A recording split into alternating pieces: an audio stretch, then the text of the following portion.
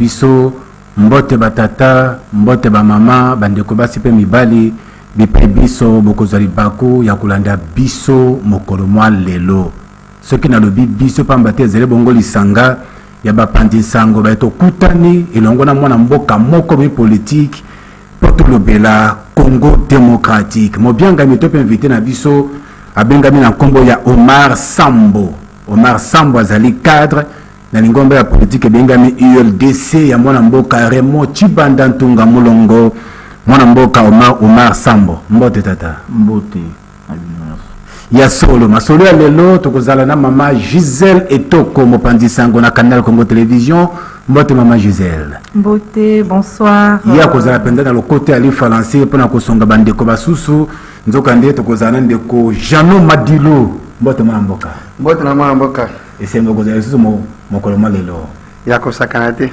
voilà ilongo na mwana mboka Omar Sambo tokolobela makambo etali politique ekolo Congo démocratique ndenge ezali kotambola tata na maso na biso ya lelo esengo ezali ya biso toyambi yo lisangana bandeko ozali moyi politique na ngambo ya Joseph Kabila Kabange mokambi ya kala ya République démocratique du Congo oyo lelo atika bokonzi na maboko ya Félix Antoine Tshisekedi Tshilombo ezali fierté pona yo ezali fierté merci d'abord nakoloba étant politique étant jeune étant muto azali na lingomba oyo ekambami na Joseph Kabila Kabange autorité morale FCC président honoraire ya République démocratique du Congo ezali esengo pona ngai et surtout esengo makasi parce que lelo Joseph Kabila Kabange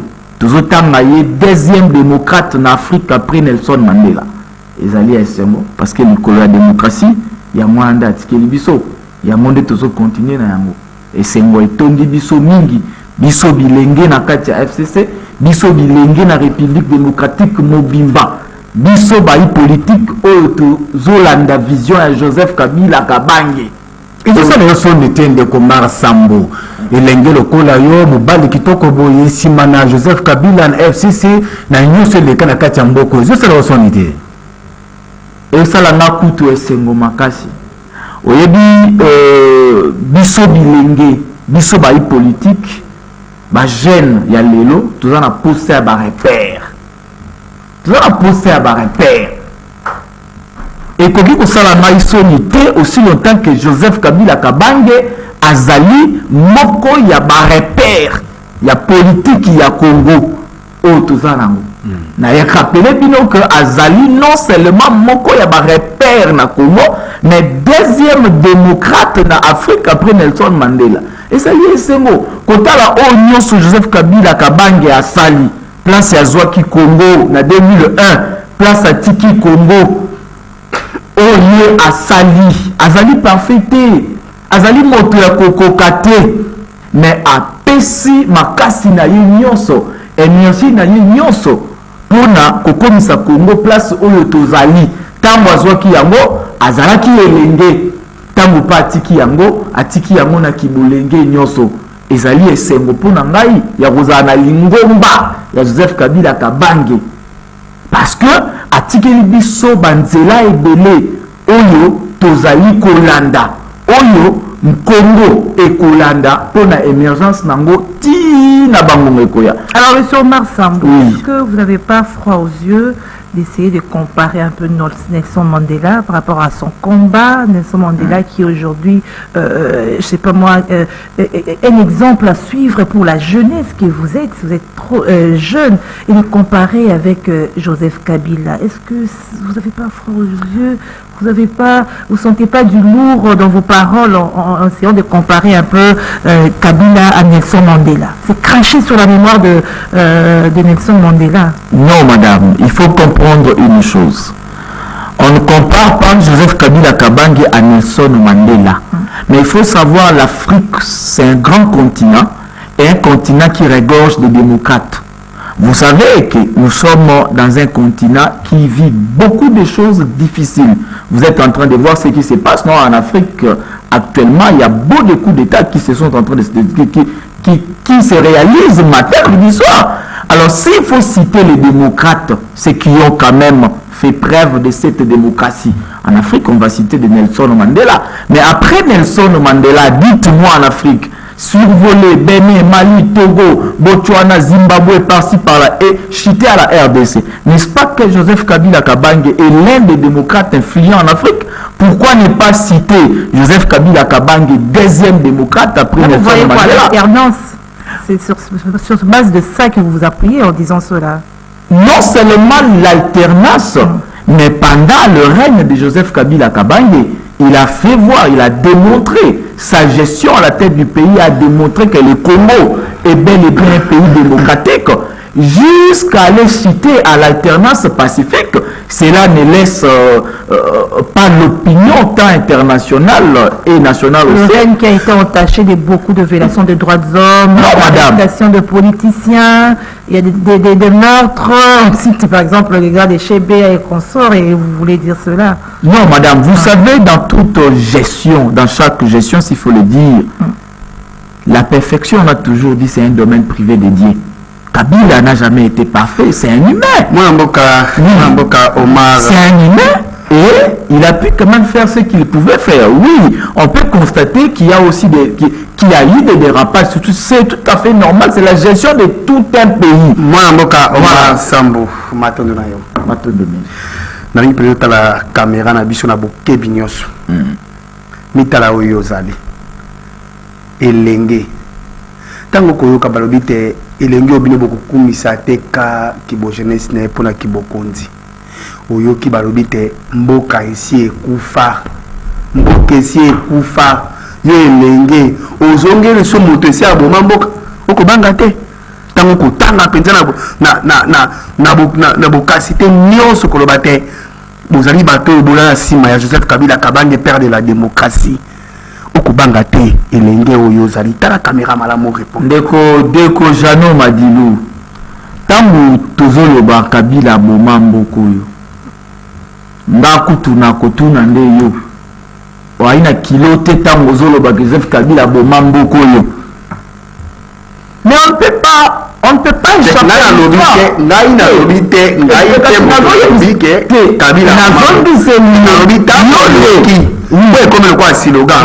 et comme le quoi slogan Mokesi ekufa Tembo Kufate oyebi Congo oyo Joseph Kabila zwaki na 2001.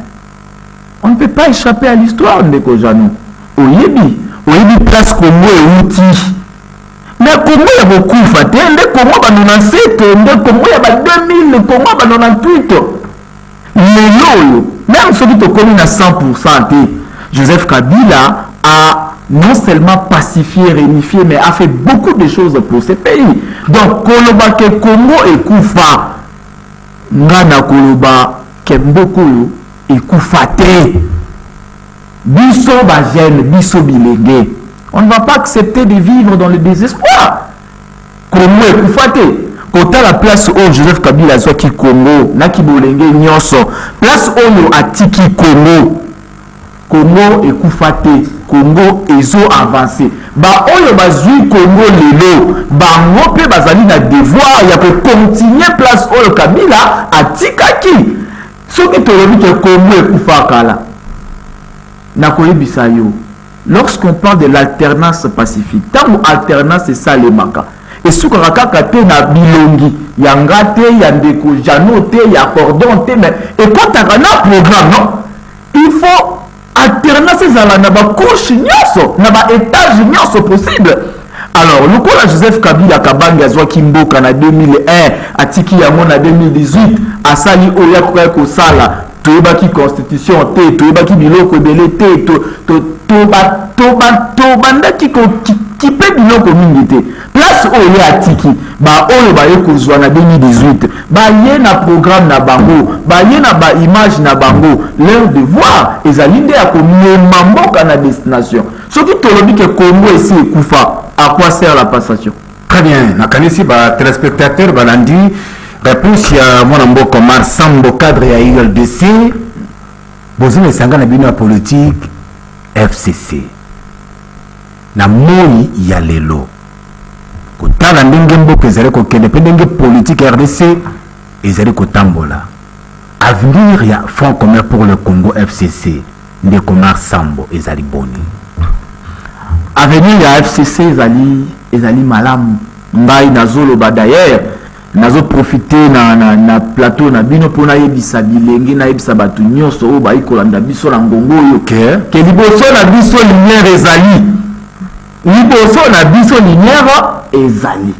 Oyebi na mboma o tozali koloba FCC ezali coordonné na otobengaka mwana mboka Raymond Chibanda les stratèges. Et c'est que la coquille vide de FCC. Est-ce que la coquille vide te oyebi licence ya matiti mabena matiti malamu? Coquille est-ce que tant ou soit appelé ça licence ya matiti mabena matiti malamu alobaki ke mabele le robot taxi soudé. Ekobota te?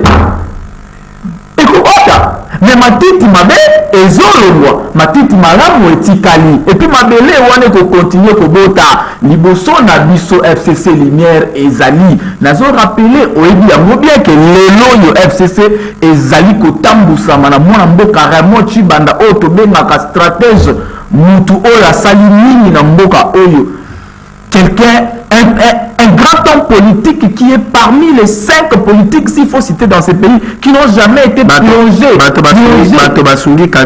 des salles de dossiers, dans des salles de comment côté na rappelé comme a dit l'uni c'est à matiti mabe na matiti malamu mais tout le monde matiti mabe tout tika ya malamu lelo FCC zali na matiti ya malamu et puis mabele à FCC ezo continuer kobota matiti mais matiti ya bien pour la biso togolobate qui a venir est sombre parce qu'il y a eu des départs. D'ailleurs pour nous ils a eu avantage monene lingomba ya Joseph Kabila Kabange zali penza na semo parce que ndoma oto zelaki matiti mabe pikolama nde yango alors matiti malamu oyo etikali ndeti mwana mboka Raymond Chibanda batu nyonso oyo baza fidèle na autorité morale na biso Joseph Kabila Kabange na biso bilenge oyo tozali na sima ya Joseph Kabila Kabange tozali koloba ke avenir ezali na lumière monene. Raymond Chibanda, actuel coordonnateur du FCC, qui est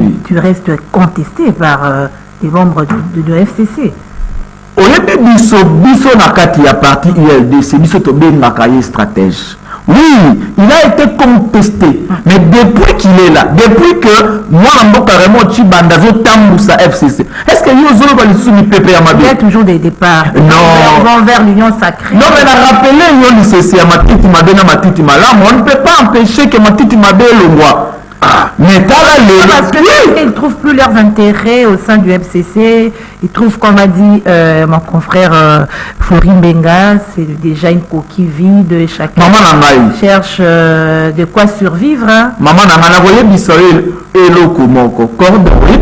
dit pourquoi tous en essayons Kamba. Pourquoi tous en essayons Yakolanda, pardon, mon amboka Joseph Kabila, ba oyo leloyo bazo quitter FCC. Matiti mabe oyo biso tozo benga wana. Ezali batu oyo balima quitter que lelo mboke vivre alternance. Batu oyo balima kaka bazwa intérêt na bango exactement mona ki kembo ezalaki na libulu monene non mais libulu na ye ko zipa libulu aye to landa ye to sunga mboka ezali question ya Marsambo ezali question ya libulu te ezali batu oyo tangu mwana mboka Joseph Kabila alobi biso tosali totika pe ba misu basala nini basala ba oyo basalaka politique ya ventre ba oyo basalaka politique ya ba poste ba oyo balandaki Joseph Kabila Kabange pona ba poste pona mbongo ba moni ke moyen bazala na kati ya opposition ba vivre na chômage ezate ya mana ozomona biso bilege tozoloba Joseph Kabila Kabange azali modèle. Pourquoi? Parce que ceux qui bozui âge oya tikelaki pouvoir, il avait tout, il avait l'armée, il avait l'argent, il avait des lieutenants dans des ministères, dans des gouvernements, mais il a laissé. Voilà pourquoi Tozobenga est deuxième grand démocrate en Afrique. Vous citez tout le temps le nom de Joseph Kabila au FCC, mais curieusement, vous vous réunissez, il n'a jamais été là. Des fois même vous organisez des anniversaires pour lui, il n'est jamais venu. Et ce silence-là, ne vous inquiète pas. Madame, oyebi tango Jésus atunaki ba disciple na ye bozoluka tata Mais celui qui a vu les fils a vu les pères. Besoin de la tata, wapi. Lelo FCC Kambami na Raymond Chibanda. Raymond Chibanda azali na confiance. Il y a Joseph Kabila Kabange. Joseph Kabila Kabange, c'est l'autorité morale. Il y a mon tozoloba. Le kabilisme est un état de... Il ne se manifeste jamais, cette autorité morale. Oui, mais Aza censé être Kakazalawana, Azali a abandonné cette histoire. Non, il n'a jamais... Joseph est tué entre vous. Joseph Kabila Kabange n'a jamais abandonné le FCC. Mais le coup Azali Moutou Oyaza démocrate, l'un des grands démocrates en Afrique, atiki batu nakatia FCC. Yango nazoloba matiti mabe ezolongwa. Mais matiti malamu ezotikala. Alors pour certains, vous êtes en train d'infiltrer l'union sacrée. C'est une stratégie pour vous d'infiltrer l'union sacrée pour que finish vous revenez aux affaires. En tout cas, ça n'engage que ceux qui le pensent. Biso nakata FCC, biso nakata ILDC, on reste fidèle à Joseph Kabila Kabange et on reste attaché à des valeurs aux Anakata FCC. On n'a rien à voir pour aller infiltrer, aller faire quelque chose, non. Bah, on va penser, bongo, état libango, mais bah, on va quitter l'Ingomba FCC, bazali koke de Mupandi, pour na biso bazali matiti mabe. Matiti malamu etikala na mabele malamu oyo ekobota matiti ya sika ekobota mbuma dans les jours à venir. Lelo oyo mwana mboka Omar Sambo na kotala déjà pe comment a mis sur Kawele 2023 ekoya na ndenge kuna boko ndongwana makambo ebele kuna ndenge yokomona na mission ya Kawele nani ya koza la candidat président de la République na 2023. En tout cas, oyebi Lingomba FCC ezali Lingomba moro munene oyo ekambami na moment oyo na Raymond Chibanda mwana mbuka oyo tobengaka les stratèges. Et puis Lingomba wana FCC ezali na autorité morale Joseph Kabila Kabange. Donc il y a certaines décisions oyo biso ba etozana kata Lingomba wana to koki ko décider te na place il y a bakonzi oyo bazokamba FCC na place il y a autorité morale à FCC. Donc cela ne dépendra que de Joseph Kabila Kabange na batu oyo ya tchepo bakamba Lingomba FCC décision ekozwama na mikolo ezali koya tokoyeba tokomona. Mais na 2023 elikolo bateke lokola batu bazokende nde FCC tikali vidi non et ina bato et puis batu wana bazali fidèle na Joseph Kabila Kabange.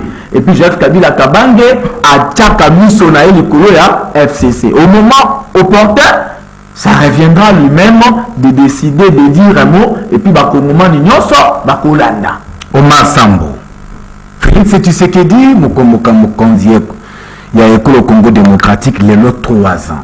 Et uti kokoka akambi mboka. Oyo Joseph Kabila Kabange atikelaki ye. Oza jeune le bali kambona bosembo. Tala pizana miso ya mwana mboka solo. Nazotala.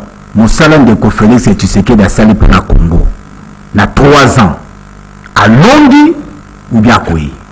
Alongi te. Nanini. Bila ezali vraiment mabe. Oyebi nous sommes au-delà d'être politique, on est scientifique. Et des gens comme nous tout transmettre kabatu mayele.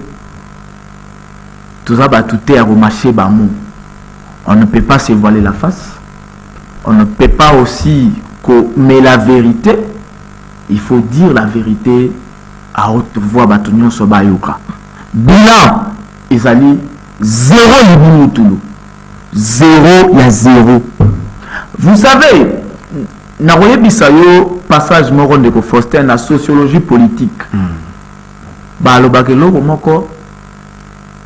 Lorsque la rue, balabala, tant que balabala est zapona yo, les avantages. Quand vous faites la politique de la rue, ils allaient avantage. Mais même balabala wana, tant que au précis bango, oh yo yemba kina bangote, oh yo tambola kina bangote, balabala on est pour retourner contre yo. Le mot va concrètement. Na ningi na loba. bao bazali kokamba mboka lelo régime ya lelo bazali bato oyo basalaki politique de la rue na politique de la rue pendant 18 ans ya Kabila bacontester Kabila balaki peuple tokopesa bino boye soki biso tokomi tokosala boye. C'est ça la politique de la rue. Mais arrivé au pouvoir pendant 3 ans la population n'a rien retrouvé parce que Kabila tikaki mboka na libulu monene ndeko Mar Sambo ndeko Faustin oyebi ndeko Fleury. Excusez-moi de massacrer les noms. Oyebi Tambu alternance pacifique ezo salema. Tokoki te kozonga. En fait, les discours anti-Kabila est révolu. On ne peut plus tourner autour de ces noms-là. Kabila. Non. Lorsque un ancien président quitte, accueilli, on a côté à Sika. Mais pourquoi il faut parler de la terre? Il va parler de Moninga Soukaki. Oui, mais Joseph Kabila Soukaki wapi? Soukaki na libulu ya monene penza na kati ya mboka. Libulu ya monene nini papa Fleury bouteille ya mayonnaise alaki combien? Bouteille ya mayonnaise c'était combien quand Kabila quitté le pouvoir? Et combien lelo? Vous avez mis des bâtons sous le roue, hein? Non. On l'avait empêché, vous l'avez bloqué au début. Et pour qu'on finisse, vous dites que 3 ans après les on ne peut pas dire ça. On ne peut pas dire ça. Oignon so etali commerce eza ya bino. Donc boke bo bloqué bo kangi pour moi bato na suka et on a moi mindondo. Na koyebisa bino eloko moko tokoki te koloba bato bazokamba lelo. Ils ne peuvent pas être là pour taxer le régime passé. Étant quelqu'un qui est expert en leadership et management des organisations, je vais vous dire une chose. Un leader s'assume. Un leader s'assume. Un leader ne taxe pas les autres. Un leader ne taxe même pas ses collaborateurs. Il doit s'assumer. Pourquoi? Parce qu'un leader doit être une bibliothèque pour ses collaborateurs. Lelo dans le régime, il y a Lelo, bazo taxé, Kabila, Abomamboka. Ça sent un leadership faible. Place bino ozwi mboka bolakisa biso ka tosala nini tokei toapporter un plus. On ne peut plus retourner place kaka Kabila Soukaki. Mais au début il a collaboré avec vous, avec le FCC, et il y a eu un blocage, il y a eu du mal à décoller. Non, il faut quand même le reconnaître. Madame, vous savez que la coalition qui devrait faire propulser ces pays, c'est la coalition, c'était la coalition FCC Cash. C'est pas le cas. Non, mais vous avez. Est-ce que Bissonde Tokataki Yango? Bissonde Tokataki Yango. Bloquer nous, c'est-à-dire quoi? Écoutez, tant on a zoloba, régime Oezo Kambabiso Lelo, ils ont régime ils ont faible na leadership. Na lini na lobanini wana. Les gens qui collaboraient avec le cash, donc FCC Cash. FCC a eu déjà des personnes très compétentes qu'on ne peut pas ignorer.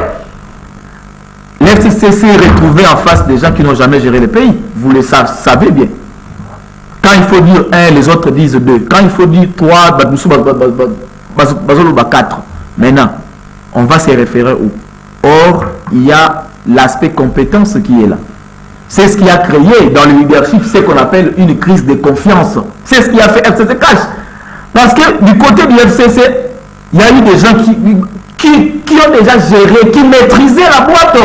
Ils étaient d'ailleurs compétents dans la façon tout. Mais de l'autre côté, on a retrouvé des gens qui n'ont jamais géré. C'était la toute première fois.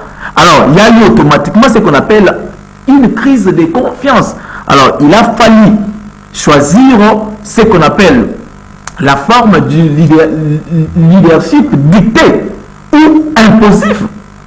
C'est ce qui a fait que coalition Wanekata, je vous rappelle que je suis un expert en leadership et management des organisations. Tambola pendant 3 ans, alors, monsieur l'expert, ça fait un leadership faible. Alors, monsieur l'expert, alors il ne faut pas condamner Kabila. Bilan négatif, oui. 3 ans après de la gouvernance actuelle, bilan négatif. Alors, il faut faire une comparaison. Ce que vous avez fait en 18 ans, c'est ça, hein? Et les 3 années de Félix Tshisekedi. Qui dit mieux, comme on dit, qui a fait mieux? Non. Soki lelo. C'est bilingue, hein? Oui. Moi, oui, j'ai pris le côté français. Non, les autres, on y totalement. Oui. Si Joseph Kabila en 2001, il avait pris le pays. Na place Oyo Tshisekedi à Mboka. Na 3 ans. Sur 10, il allait avoir 8. Kamabo. Vous vivez dans quelle planète, monsieur? Vous êtes Non, c'est pas vous dire que Kabila pendant 18 ans, bon ma place à Vela Kimboka. Kabila a trouvé ce pays divisé. Mais les noms de Batou, il y a régime Mboka en animation, ni Mboka la tête. Ce qui s'est fait Kabila en 2001 à Zwaka Mboka, place Oyo Ndeko Félix à Zwen Mboka. Mais dans 3 ans Oyo, sur 10 il allait avoir 8. Parce que quand on est à Sali, place à Joaquim Mboka en 2001, na place à Tikeli Yango. Non, soyons quand même reconnaissants à ce grand homme, grand fils du pays qui s'est battu, qui s'est sacrifié. Tous la reconnaissant envers moi Mboka ya Bundi pour la Congo démocratique, maloba ya moi Mboka Omar Sambo cadre ya ULDC, na kati ya FCC longona Joseph Kabila Kabonge, aux agents, ba téléspectateurs bazolanda yo, mutuna na moya lelo. Place ya jeunesse eza wapi pona ngonga je suis à ville à Kinshasa depuis Félix Akoti na Gentini Ngobila mabe to malamu ndeko Omar Sambo nakobanda na gestion ya ville mabe wana le bien mopinda mabe. On ne peut pas faire le bilan, en fait on ne peut pas donner à la ville de Kinshasa un bilan positif juste parce qu'il y a un boulevard et un mine de Bachela Bisso. La ville de Kinshasa a 24 communes. Étant natif de Matete, je vous dis que la commune de Matete a 39 quartiers. Ceux qui sont en Gaba, Bakoye Bisayo combien? Lemba combien? Massina combien? Faites le calcul. La gestion de la ville de Kinshasa ne peut pas se limiter seulement à Gombe ou soit na boulevard. Place Oyo, Mokonzamboka Roleka, mon ami d'appelele. Non. La ville de Kinshasa a zappé dans la place Moussou Oyo, Sokito, Kotimanayo, Mawa plein. Le 21 décembre, Nazaraki côté cimetière, qui m'a Kasuka Kuna, tout ça.